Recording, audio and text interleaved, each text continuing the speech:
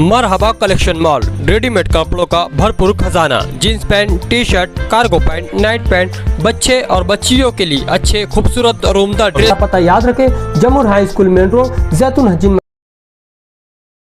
क्योंकि मैं इस्लाम पार्टी का हूँ, शेख आसिफ साहब का, तो मालूम पड़ेगा कि उन्हें इधर समाज में चले जाएंगे।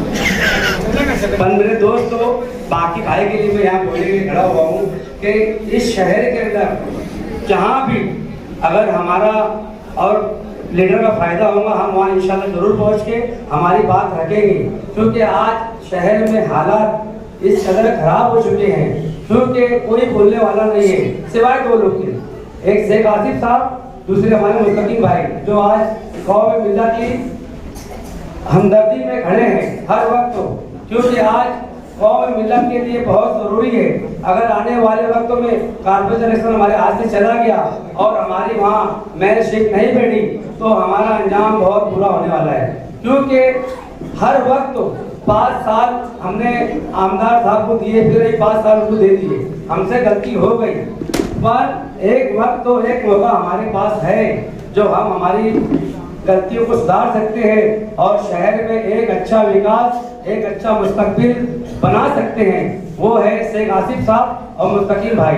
मैं आप लोगों से यही अपील करने के लिए खड़ा हुआ हूँ। जो लोग हमारे मुकाबले में बहुत लोग आएंगे, अभी आप लोगों को बहुत सारी बातें बताएंगे कि हम ऐसा कर देंगे, हाथ पे चांद ला के दे देंगे, मगर किसी के भूलने में, किसी के बहकाव में आना नहीं। क्योंकि आज अगर हमें कारपोरेशन में जाना है तो हमें तुम्हारा साथ चाहिए। और जब आप लोग हमारा साथ देंगे, जब भी हम वहाँ हमारा झंडा लहराएंगे, क्योंकि वादे बहुत करेंगे लोग आगे आपके दरमियान में कि हम वार्ड में बहुत अच्छे काम कर देंगे। बताओ, इससे पहले जो लोग थे उन्होंने क्या किया? बाकी भाई इस वक्त भी 2 बार 3 बार इस वार्ड से चुन के आए, इन्होंने बहुत सारे काम किए।